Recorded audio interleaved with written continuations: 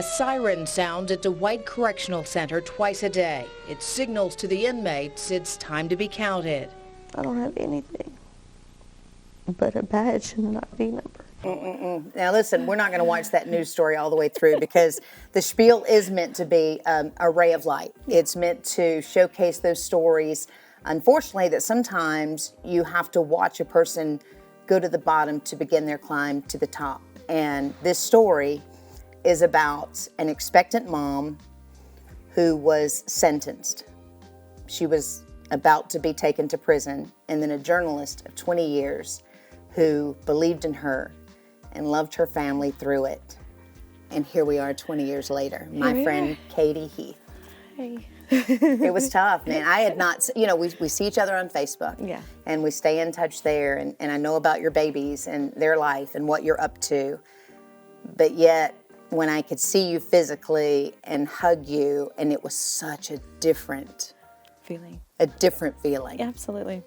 And you're gorgeous. Thank you. You were beautiful back then, just large. We were both large, and we were both pregnant. And this particular, there you are, girl. That's it. That's me. And you were there with how many inmates that day? I interviewed several who were pregnant in prison. There was 15 total, I believe, and you were going to pick three to and 5. I said that? That's not nice. And everybody has stories, right? Well, I think you just said you wanted someone that had already had a baby, someone was getting ready, so you kind of had like an idea of how you were going to do it. And you ended up having a group of five of us, but 3 you were going to focus the segment on. So. And we did, and I think we were like nominated for an Emmy or something. Or I know this story, guys, it has so many twists and turns. And, I think we'll begin this way.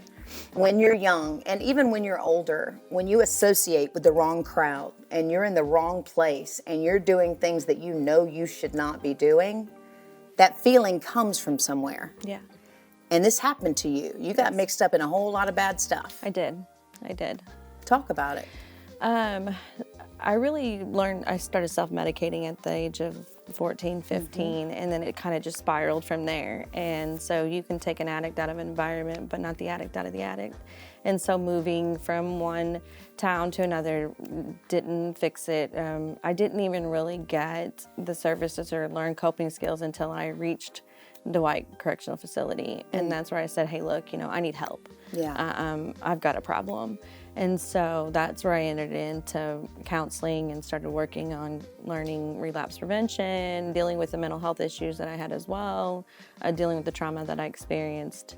And then because I wanted to be a mom, I wanted to be a better mom, Because you had Clayton at home at the time. Yeah, I had Clayton at home. I was pregnant with Gage.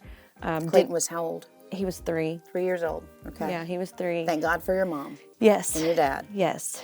And so I was sitting there just kind of like, what am I going to do? And the guidance counselor there said, hey, there's this mother-child reunification program. You're pregnant. You can go there. It's full-on treatment, 24 hours a day. It's in Chicago. You can take your baby with you. And I was like, where do I sign up? Right. And so 7 days after Gage was born, we were then transferred to the Women's Treatment Center in Chicago. I believed in you. I believe you were very honest about what you had done, your mistakes. And she kept saying, if I can just get through this, I promise that I will be a role model. I will make a positive impact on society. And let me tell you, the court system and everything she went through, and there was that time that you're sitting there and a judge is going to ask you to stand, know, and you were facing 20 years at that point. And we were writing letters to judges, and judges were visiting us, and one recused himself. Once I was removed, or was taken out of Benton, when the judge recused himself, I was transferred to East St. Louis and went from another judge, and he's now retired. But I can remember I had like about 20 people sitting in the seats, and it was kind of all a blur, but I heard everybody breathe. Like, it was like everybody was like, and I looked at my attorney. Blacked out. Yeah.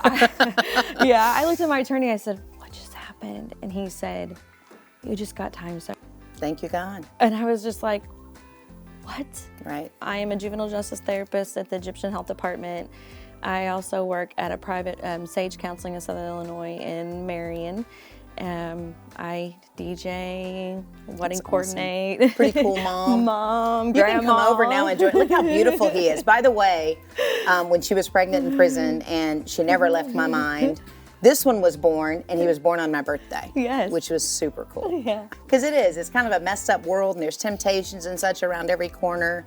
But you got to stay on that straight and narrow, or really, really bad things can happen.